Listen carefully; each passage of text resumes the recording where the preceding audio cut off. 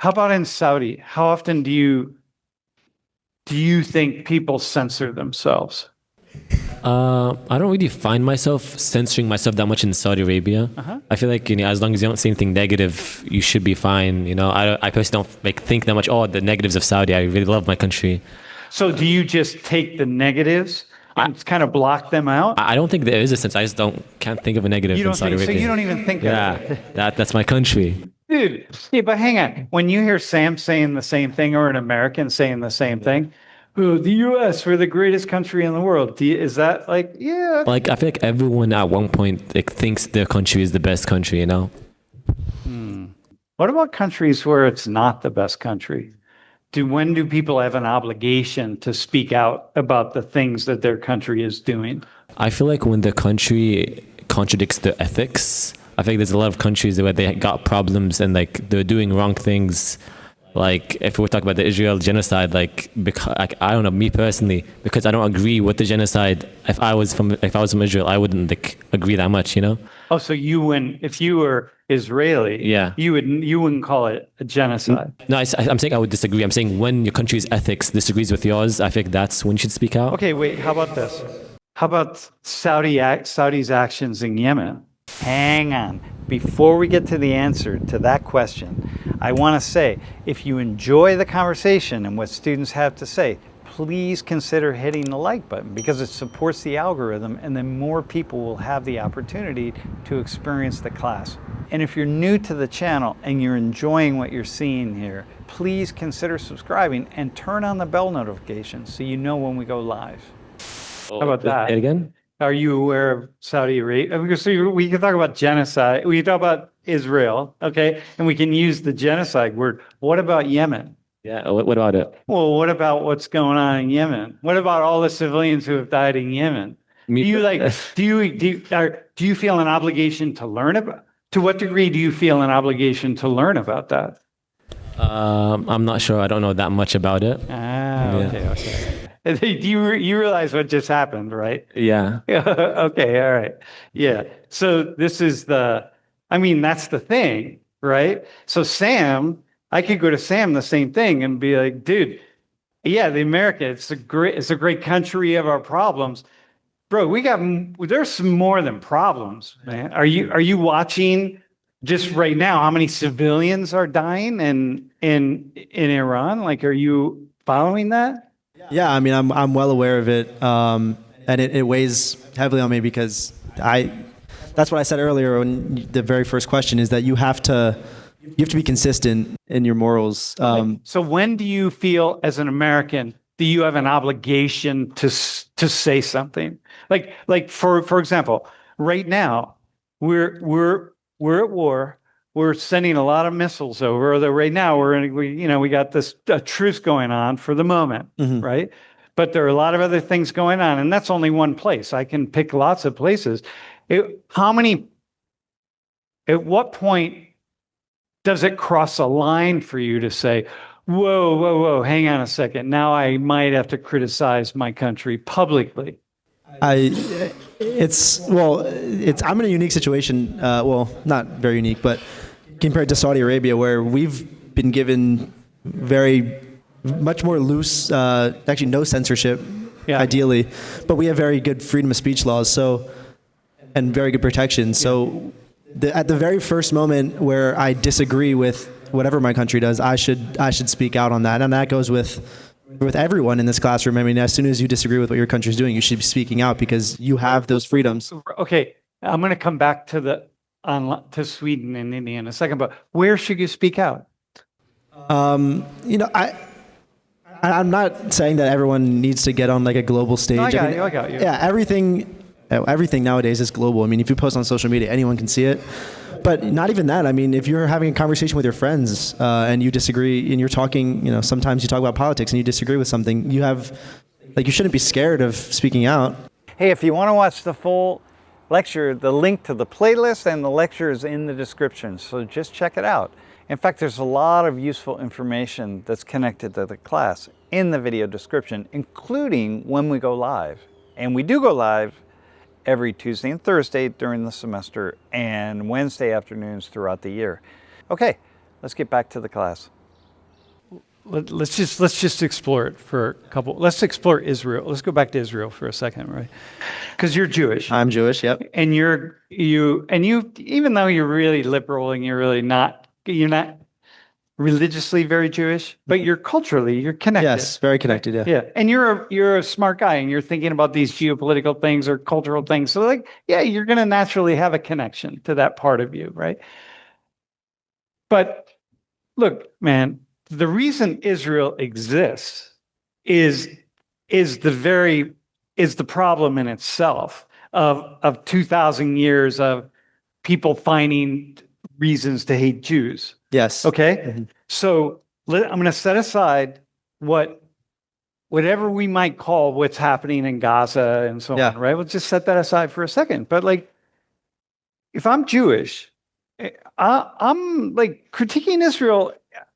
I'm going to do it publicly, but I'm going to be aware that I might step over a line and damn, man, I don't.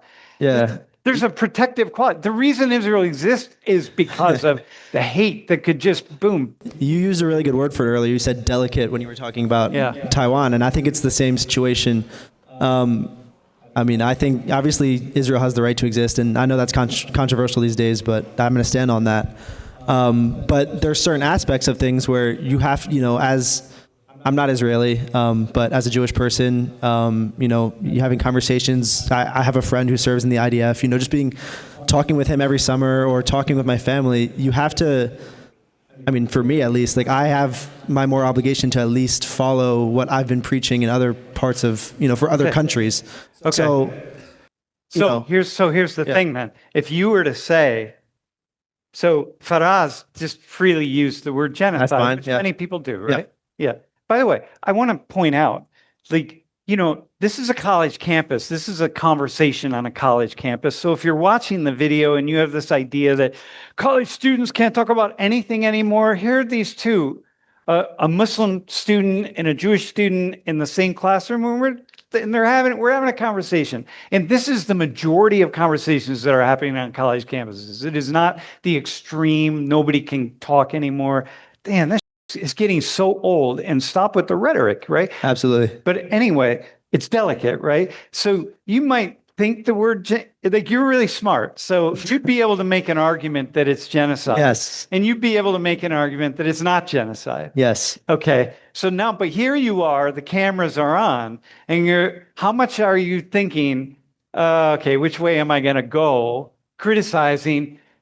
Gwadi, this is the moment of your question, right? Where am I going to go here? Because there's a lot of things at stake about what you say.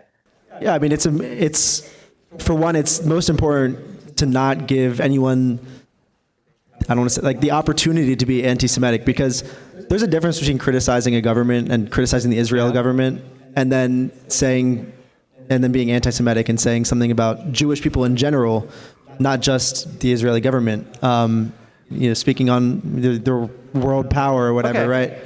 And so, go ahead. Yeah, you can't.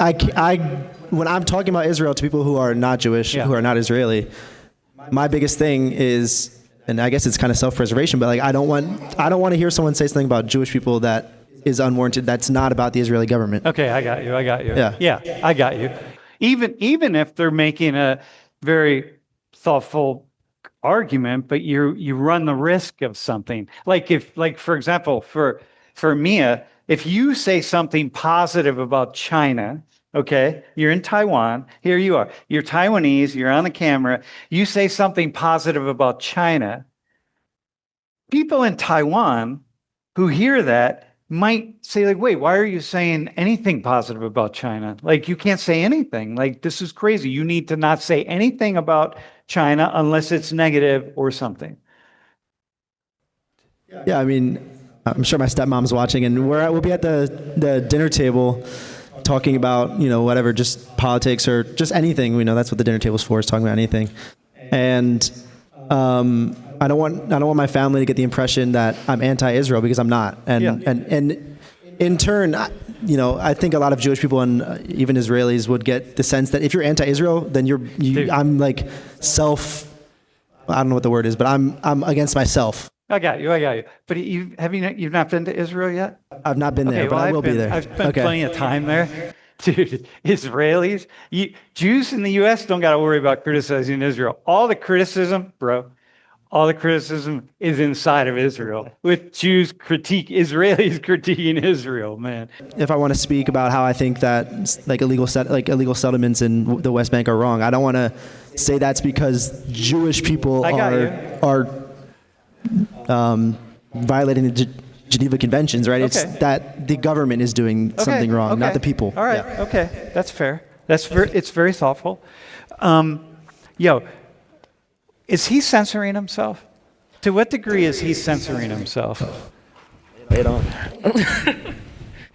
I mean, I can see that he's being a bit careful on what he's saying because obviously he's being recorded, and other people might criticize on him what he's talking about against Israel or about Israel, or about other countries. To what degree do you feel like he's censoring? How much?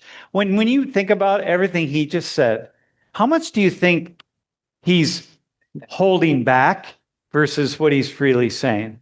As everyone knows, it's kind of sensitive topic right now because of all the awards and stuff. I mean, I can't tell how much he's censoring himself, but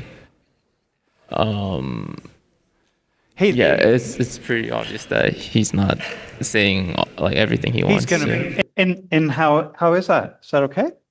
I mean, I think it's totally fine because maybe he just doesn't want anyone else to know his own opinion. It's a bit too sensitive to speak out loud in the whole public.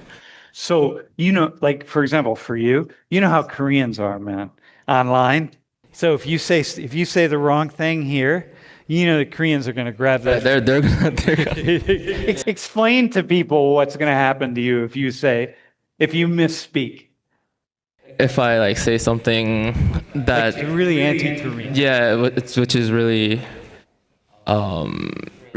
sensitive in Korea. If I say anything against them or anything, or if I say anything that they don't think it's right, then they would just attack me in YouTube comments and everything. Yeah.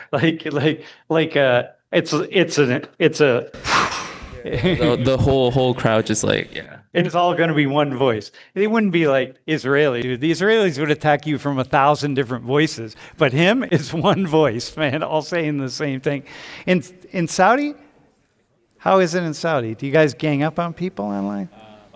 Or do you not? Nobody says anything critical of it? If you do see something, I do believe the people will view negatively. It's why is he talking bad about his country? Why is he betraying his country? It's what he said about if he talks about Israel, people can think he's anti-Israel when he isn't. I feel if I do say something wrong, some Saudis might be oh hey, why are you betraying? Why are you betraying yourself? Betraying your country. Yeah. The ethics of criticizing your country on a global stage.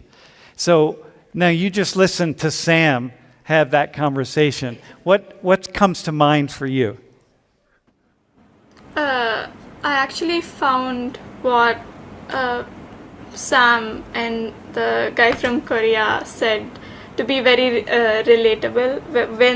When Sam said that when he was being careful about what he was talking about Israel, what I remembered, he said, what would his stepmom think or what would his parents think? That's a very relatable thing for me because when I was watching your class and the way Indian students talk about India, I kept thinking of myself in that scenario and thinking, if I said something wrong, what would I go back home to? And also what he said about the risk of being quoted online, especially on social media.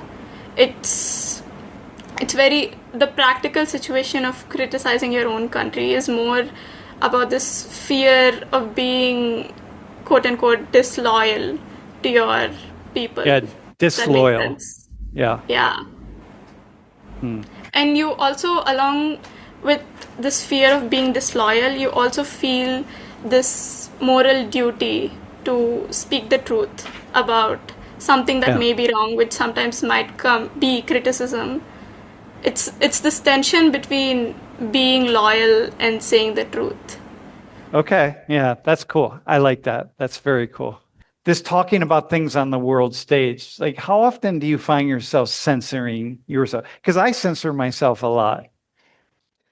You can go first. Well, it depends what I'm speaking on. I think we just saw, like, if I'm speaking on the United States, we're in a very powerful position in the United States, and like a lot of countries look up to us, and we run the global stage. So speaking out against it is easier, but Israel, like, I want to censor myself a little more because I don't want to give way to for people to be anti-Semitic and like get the wrong impression about certain things. Yeah. Okay, that's fair. Like, how much do you feel like you really need to talk about Taiwan in very positive ways? Like, it's my own society, so I will protect when someone like say really negative things about it. Yeah. But like, I think it's also allowing others to have their like opinions. Yeah. Yeah. So except if it's really, really negative, I won't like really stand up to say like things about like to, yeah. How about this? How about if the negative thing that someone says, how about if that person is Chinese or that person is American? Does it matter to you? Not really. It doesn't matter? Like, depends on what topics they're talking about. Yeah. I got you. Yeah.